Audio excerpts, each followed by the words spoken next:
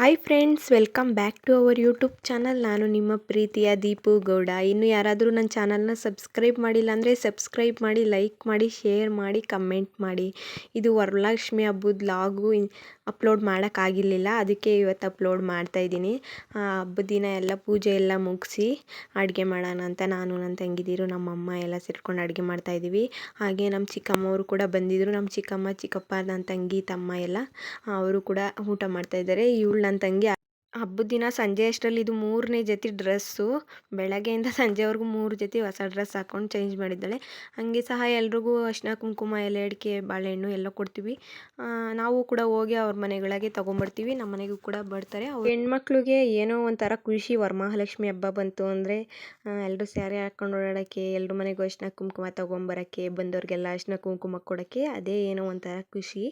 ಅದಾದಮೇಲೆ ಇದು next day ನನ್ನ ತಮ್ಮ ಬಂದಿದ್ದ ಊಟ ಮಾಡ್ತಾಯಿದ್ದ, ಪಾಪನ ಕರ್ಕೊಂಡು ಹೋಗೋಕ್ಕೆ ಅಂತ ಬಂದಿದ್ದ. ಅವನು ರೆಡಿ ಆಗ್ತಾ ಇದ್ದಾನೆ. ನನ್ನ ತಂಗಿ ರೆಡಿ ಮಾಡ್ತಾ ಇದ್ದಾಳೆ ಅವನ್ನ. ಅಲ್ಲಿ ಕಾರ್ ಹತ್ತಿಸ್ಬಿಟ್ಟು ಬರೋಣ ಅಂತ ಹೋಗ್ತಾ ಇದ್ದೀವಿ. ಅವನು ಎಲ್ರಿಗಿಂತ ಮೊದಲೇ ಹೋಗ್ತಾವನೆ. ಓದ್ತೀನಿ ನಾನು, ಬಾಯ್ ಅಂತೆ. ಖುಷಿ ಅವನಿಗೆ ಅವ್ರ ಮಾಮನ ಜೊತೆ ಹೋಗೋಕ್ಕೆ. ಯಾರಾದರೂ ಸರಿ, ಅವನು ಎಲ್ರ ಜೊತೆನೂ ಹೊಂದ್ಕೊಂತಾನೆ, ಎಲ್ರ ಜೊತೆನೂ ಖುಷಿಯಾಗಿರ್ತಾನೆ. ಹೋಗ್ರಿ ನೀವು, ಬಾಯ್ ಬಾಯ್ ಅಂತ ಹೇಳ್ತಾ ಇದ್ದಾನೆ. ಅವರು ಇಲ್ಲೇ ದೇವಸ್ಥಾನಕ್ಕೆ ಬಂದಿದ್ದರು. ಹಂಗೆ ಪಾಪನು ಕೂಡ ದೇವಸ್ಥಾನಕ್ಕೆ ಕರ್ಕೊಂಡೋಗೋಣ ಅಂತ ಕರ್ಕೊಂಡೋಗಿದ್ದ ನನ್ನ ತಮ್ಮ. ಪೂಜೆ ಎಲ್ಲ ಮುಗಿಸ್ಕೊಂಡು ಹಂಗೆ ನಮ್ಮ ಇನ್ನೊಬ್ಬರು ಚಿಕ್ಕಮ್ಮವ್ರ ಮನೆಗೆ ಹೋಗ್ಬಿಟ್ಟು ಬಂದರು. ಇಲ್ಲಿಗೆ ಬಂದರೆ ನನ್ನ ಮಗನಿಗೆ ಖುಷಿ. ನಮ್ಮ ಮನೆಗೆ ಬಂದುಬಿಟ್ರೆ ಅವನಿಗೆ ಸಿಕ್ಕಾಪಟ್ಟೆ ಖುಷಿ. ಹಾಗೆ ಟೀ ಕೂಡ ಮಾಡಿದ್ದು, ಎಲ್ಲ ಕೂತ್ಕೊಂಡು ರಸ್ಕು ಟೀ ಎಲ್ಲ ತಿಂತಾಯಿದ್ದೀವಿ. ನನ್ನ ತಂಗಿ ಬೇರೆ ಬಂದಿರಲಿಲ್ವಲ್ಲ, ಅವರು ಬೇಗ ಹೊರಡಬೇಕಾಗಿತ್ತು. ನನ್ನ ತಂಗಿ ಸ್ಕೂಲ್ಗೆ ಹೋಗಿದ್ಲು, ಹಾಗೆ ಬಿಟ್ಬಿಟ್ಟು ಬಂದಿದ್ದರು. ದೇವಸ್ಥಾನಕ್ಕೆ ಹೋಗ್ಬಿಟ್ಟು ಬೇಗ ಹೋಗೋಣ ಅಂತ. ಹಾಗೆ ಟೀ ಕುಡಿತಾ ಇದ್ದೀವಿ. ನನ್ನ ಮಗಂಗೆ ಆಗಲೇ ಬೇಜಾರಾಗ್ತಾ ಐತೆ. ಹೊರಟ್ಬಿಡ್ತಾರೆ ಈಗ, ಅವರು ಹೊರಟ್ಬಿಡ್ತಾರೆ ಅಂತ. ಅವರು ಬೇಗನೆ ಹೊರಟ್ರು. ಅವರು ಹೊರಡ್ತಾ ಇರೋದಕ್ಕೆ ನನ್ನ ಮಗನಿಗೆ ನೋಡ್ರಿ ಬೇಜಾರು. ಓದ್ತಾವನೆ, ಮೊದಲೇ ಹೋಗ್ತೀನಿ ನಾನು ಅಂತ ಓದ್ತಾನೆ ಮೊದಲೇ ಕಾರ್ ಹತ್ರಕ್ಕೆ. ಯಾರಾದರೂ ಬಂದರೆ ಅವನಿಗೆ ಒಂಥರ ಖುಷಿ. ವಾಪಸ್ ಅವ್ರ ಜೊತೆ ಹೋಗ್ಬೇಕು ಅವನು, ಆ ಥರ ಅಷ್ಟು ಖುಷಿ ಅವನಿಗೆ. ಅವರು ಹೊರಟ್ರು. ನಾವು ಹೋಗಿ ಕಾರ್ ಹತ್ತಿಸ್ಬಿಟ್ಟು ಅಲ್ಲಿಂದ ಬಂದು ಹಾಗೆ ಸ್ವಲ್ಪ ನಾವು ದೊಡ್ಡಬಳ್ಳಾಪುರಕ್ಕೆ ಹೋಗ್ಬೇಕಾಗಿತ್ತು. ನಾನು, ನನ್ನ ತಂಗಿ, ನಮ್ಮ ಅಯ್ಯ, ನಮ್ಮ ಆಂಟಿ ಹೋಗ್ಬಿಟ್ಟು ಬರೋಣ ಅಂತ ದೊಡ್ಡಬಳ್ಳಾಪುರಕ್ಕೆ ಹೋಗ್ತಾಯಿದ್ದೀವಿ. ಹಾಗೆ ಮನೆಗೆ ಐಟಮ್ಸ್ ಏನೇನು ಬೇಕೋ ಎಲ್ಲ ತೊಗೊಂಡು, ಹಾಗೆ ಹಣ್ಣು ತರಕಾರಿ ಎಲ್ಲ ನಮಗೆ ಏನೇನು ಬೇಕು ಎಲ್ಲ ಶಾಪಿಂಗ್ ಮಾಡಿಕೊಂಡು, ಹಾಗೆ ಪಾಪುಗೆ ಸ್ವಲ್ಪ ಶೂನು ಚಪ್ಪಲ್ ತೊಗೊಳೋದಿತ್ತು, ಅದನ್ನು ಕೂಡ ಅಲ್ಲಿ ಹೋಗಿ ತೊಗೊಂಡು, ಅಲ್ಲಿಂದ ಸ್ವಲ್ಪ ನೈಟ್ ಆಗಿತ್ತಲ್ಲ, ಹಾಗೆ ಊಟ ಮಾಡ್ಕೊಂಡು ಹೋಗೋಣ ಅಂತ ಹೈದ್ರಾಬಾದ್ ದಮ್ ಬಿರಿಯಾನಿಗೆ ಹೋಗಿದ್ದೋ. ಅಲ್ಲಿ ನಾವು ಬಿರಿಯಾನಿ ಅಂಡ್ ತಿಕ್ಕ, ಲೆಮನ್ ಚಿಕನ್ ಎಲ್ಲ ತೊಗೊಂಡು, ನಮ್ಮ ಅಯ್ಯ ನಮ್ಮ ಆಂಟಿ ತಿನ್ನಲಿಲ್ಲ. ನಾನು ನನ್ನ ತಂಗಿ ಇಬ್ಬರು ಕೂತ್ಕೊಂಡು ತಿಂತಾಯಿದ್ದೀವಿ. ಎಲ್ಲ ತಿಂದು ಮುಗಿಸ್ತು. ಅಲ್ಲಿಂದ ಪಾರ್ಸಲು ಕೂಡ ತಗೊಂಡು ಮನೇಲಿರೋರಿಗೆ ಅಂತ. ಅಲ್ಲಿಂದ ಬರೋ ಅಷ್ಟರಲ್ಲಿ ಫುಲ್ ಮಳೆ ಬರ್ತಾಯಿತ್ತು. ಮನೆಗೆ ಬಂದು ನನ್ನನ್ನು ಬಿಟ್ಟೋಗಿದ್ದೀರಾ ಅಂತ ಏನೋ ಅಂತಿದ್ದ. ಅಷ್ಟರಲ್ಲಿ ಡ್ಯಾನ್ಸ್ ಆಡೋದಂತ ಅವನು ಸಮಾಧಾನ ಮಾಡೋಕ್ಕೆ ಡ್ಯಾನ್ಸ್ ಆಡ್ತವ್ರೆ.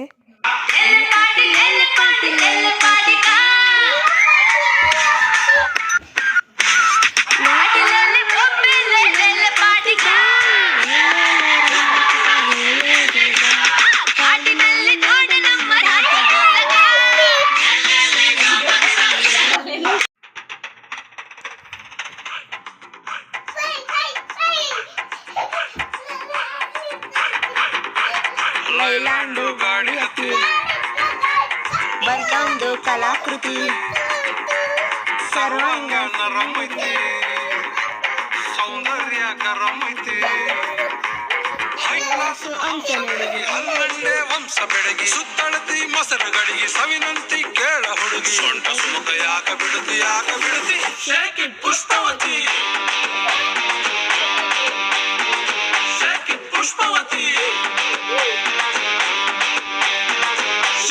ಪುಷ್ಪವತಿ, ನಿಮ್ಮ ನೋಡಕ ಬಂದಿನಿ ನನ್ನ ಸಿಸ್ಟರು ಬಾಯ್ ಫ್ರೆಂಡ್ ನೀವು,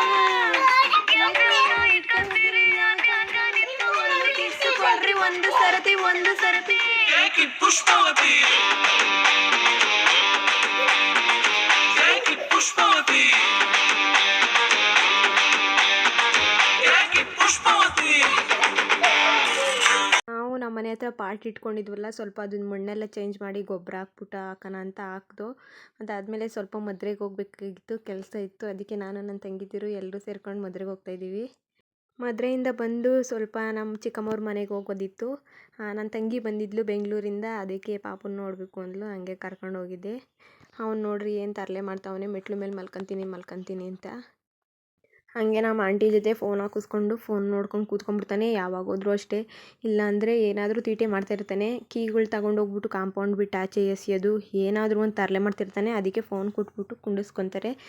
ನನ್ನ ತಂಗಿ ಹೊಸ್ದಾಗಿ ಯೂಟ್ಯೂಬ್ ಚಾನಲ್ ಸ್ಟಾರ್ಟ್ ಮಾಡ್ತಾಳೆ, ಅವಳದು ಲಿಂಕ್ ಹಾಕಿರ್ತೀನಿ, ಸಬ್ಸ್ಕ್ರೈಬ್ ಮಾಡಿ, ಹಾಗೆ ಲೈಕ್ ಮಾಡಿ, ಶೇರ್ ಮಾಡಿ, ಕಮೆಂಟ್ ಮಾಡಿ. ರೀಲ್ಸ್ ಕೂಡ ಮಾಡ್ತಾಯಿದ್ದಾಳೆ. ಅವಳು ಯಾವತ್ತೂ ಈ ಥರ ಎಲ್ಲ ಆಸೆ ಪಟ್ಟಿರಲಿಲ್ಲ. ಈಗ ಇನ್ಸ್ಟಾಗ್ರಾಮಲ್ಲಿ ರೀಲ್ಸ್ ಕೂಡ ಮಾಡ್ತೀನಿ ಅಂತ ಮಾಡ್ತಾ ಇದ್ದಾಳೆ. ಸ್ಯಾರಿ ಎಲ್ಲ ಹಾಕ್ಕೊಂಡು ತುಂಬ ಚೆನ್ನಾಗಿ ಡ್ಯಾನ್ಸ್ ಎಲ್ಲ ಮಾಡ್ತಾಳೆ. ದಯವಿಟ್ಟು ಸಪೋರ್ಟ್ ಮಾಡಿ ಎಲ್ಲರೂ ಸಹ ಅವಳಿಗೆ.